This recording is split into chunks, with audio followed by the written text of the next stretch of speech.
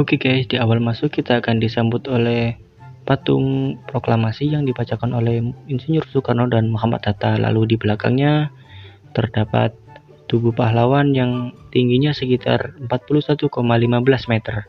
Lalu memiliki diameter atas sekitar 1,3 meter dan memiliki diameter bawah sekitar 3,1 meter. Gedung ini diresmikan oleh Presiden pertama Insinyur Soekarno pada tanggal 10 November tahun 1952. Nah, di sini kalian akan menyusuri area sekitar Tugu Pahlawan. Ikuti terus keseruannya ya.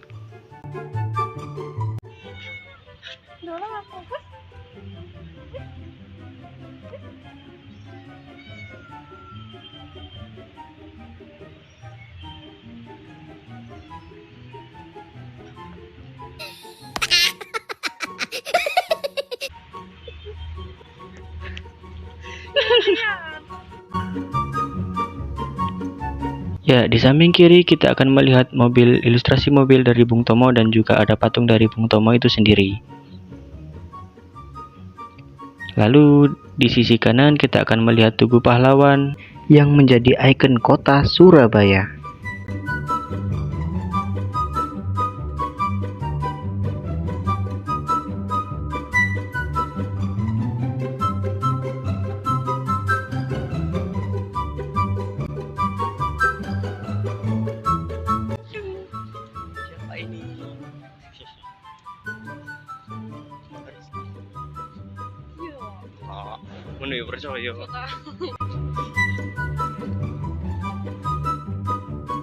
Nah, bagi teman-teman yang ingin mengunjungi Museum 10 November dan juga Monumen Tugu Pahlawan ini, cek di deskripsi ya, karena di situ saya akan memberikan link berupa URL yang nantinya akan langsung diarahkan menuju ke Google Maps.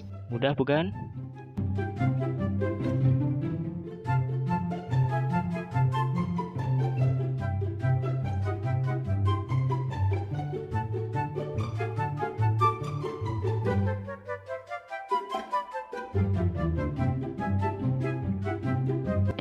Oke guys, di sini ada peninggalan sejarah berupa mortar atau mortir perang yang digunakan dalam peperangan area-area Surabaya dulu, atau lebih tepatnya digunakan oleh para pasukan Belanda untuk menyerang Surabaya. Seperti yang kalian lihat, di sini ada mortir berupa mortir besar dan juga mortir kecil yang digunakan untuk meluncurkan roket kecil untuk berperang.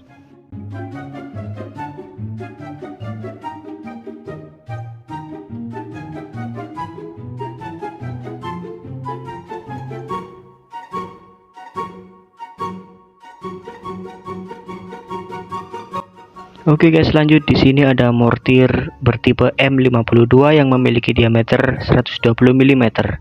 Lanjut, di sini ada tank perang yang digunakan oleh para pasukan Belanda saat menyerang Surabaya.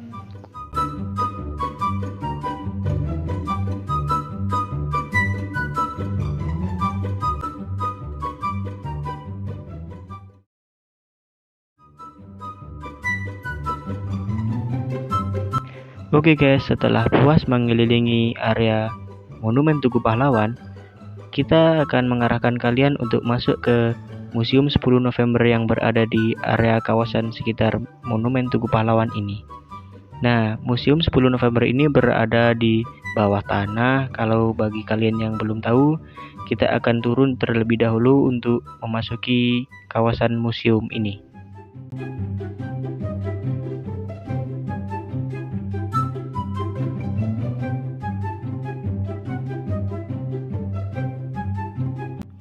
Setelah kita memasuki lantai 1 area Museum 10 November, kita akan disambut oleh beberapa pakaian-pakaian yang digunakan untuk berperang dan juga alat-alat medis yang digunakan oleh para pasukan medis, dan juga terdapat beberapa teks para biografi atau tokoh-tokoh pahlawan yang ikut serta dalam peperangan 10 November untuk mempertahankan Surabaya pada zaman dahulu.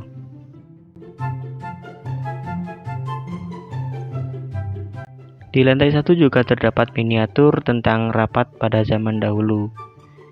Saya juga lupa guys, ini rapat tentang apa. Hehehe.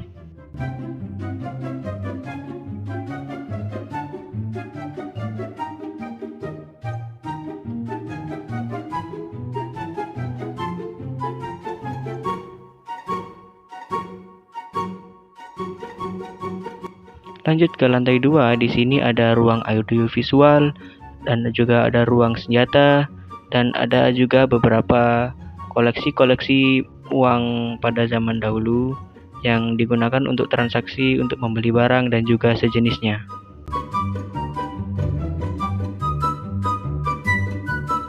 Didesak oleh pejuang untuk membuat surat perintah supaya pasukannya yang masih bercokol di Pulau Nyamuan segera menyerahkan diri. Si Bata bersedia menulis surat perintah itu dan menandatanganinya. Dia juga memerintahkan sejumlah orang sadar di pelabuhan Pulau Nyamuan. Untungnya, terdengar ini tidak sampai menyebabkan pelaku tembak. Selamat datang para pengunjung.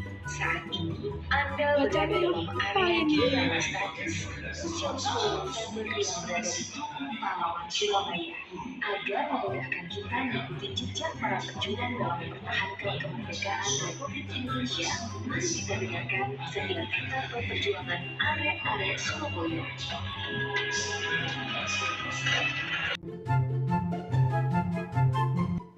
Lanjut di ruang senjata, di sini kita akan disuguhkan pemandangan berupa koleksi-koleksi senjata yang digunakan oleh para pasukan Belanda dan juga Indonesia.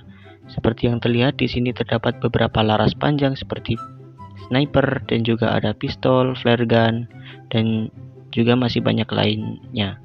Selain itu di sini juga terdapat bambu runcing yang digunakan oleh arek-arek Surabaya pada masa peperangan 10 November dulu.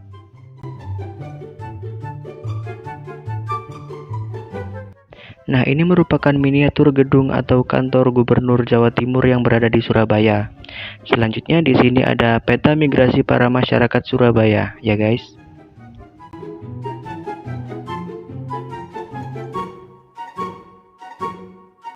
Lanjut di sini merupakan miniatur ilustrasi peperangan pada zaman dahulu. Ini merupakan sebuah rumah sakit yang berada di Surabaya, tempat menampung para korban-korban perang. Seperti yang terlihat, banyak sekali orang-orang yang ditandu.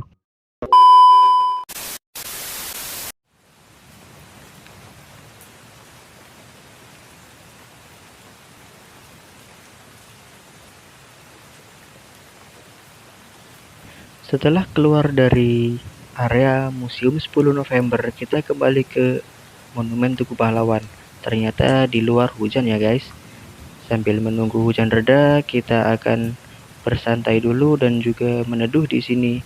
Setelah hujan reda, kita akan lanjut ke tempat selanjutnya. Oke, ikuti terus keseruannya ya.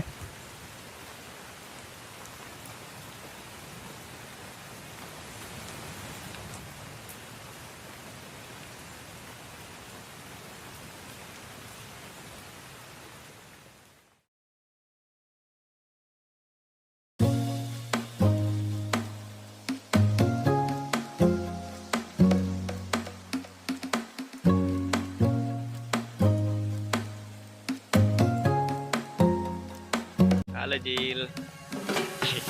Halo Jil. Oke guys, di tempat selanjutnya kita berada di Pantai Kenjeran, Surabaya.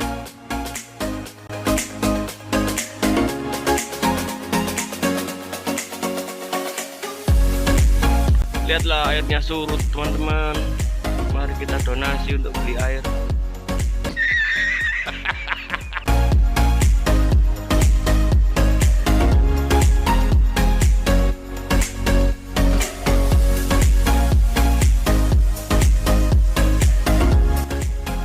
Oke, di tempat selanjutnya kita akan mengunjungi Museum WR Supratman yang ada di Surabaya. Seperti yang terlihat di depan pintu masuk, kita akan langsung disambut oleh patung beliau yaitu WR Supratman yang sedang memainkan biola ya guys.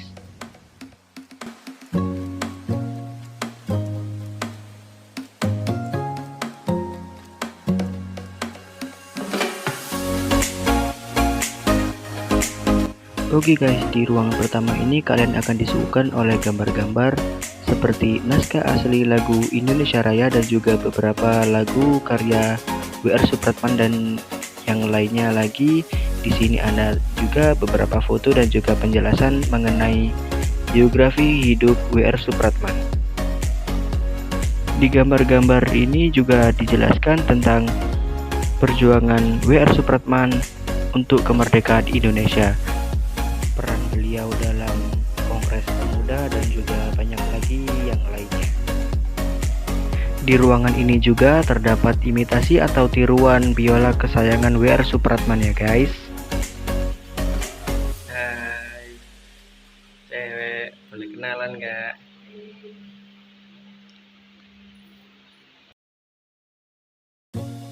Lanjut ke ruangan berikutnya, di sini menjelaskan tentang biografi W.R. Supratman mulai dari keluarga, teman dekat, dan juga masa remaja hingga masa tua beliau. Dan di ruangan ini juga terdapat baju yang digunakan oleh W.R. Supratman saat Kongres Pemuda. Namun ini bukan baju asli ya guys, melainkan ini merupakan baju imitasi beliau atau baju tiruan.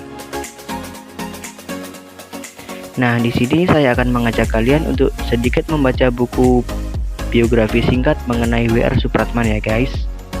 Di halaman pertama ada foto beliau, dan di halaman kedua di sini terdapat siapa itu Wage Rudolf Supratman, dan di halaman ketiga ada masa kecil beliau yang dijelaskan dengan singkat dan sangat rinci. Di halaman selanjutnya di sini terdapat masa muda W.R. Supratman, dan lanjut di sini ada masa perjuangan dan karya-karya yang telah dihasilkan oleh beliau. Di halaman selanjutnya ini ada Kongres Pemuda dan Indonesia Raya, yaitu lagu kebangsaan Indonesia ya guys.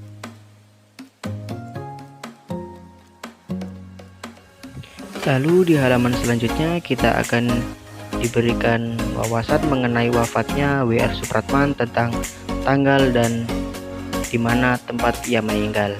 Untuk kalian yang belum tahu, tempat meninggalnya beliau berada di museum ini. Jadi dulunya museum ini merupakan tempat tinggal beliau dan merupakan tempat wafat beliau untuk terakhir kalinya meninggalkan bumi.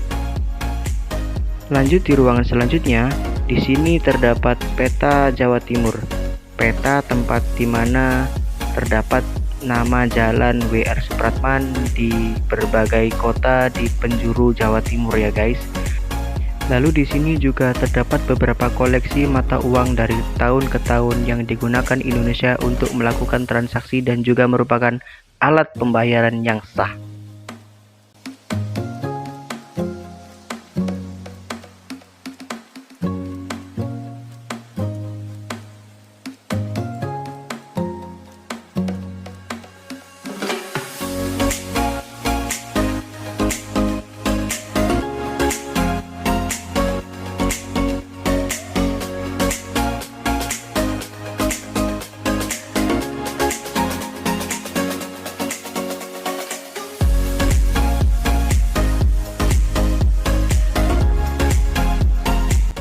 Di rumah ini kau melewatkan hari-harimu memperjuangkan kemerdekaan Indonesia dengan caramu, sehingga dalam keadaan sakit pun kau masih memikirkan bangsamu.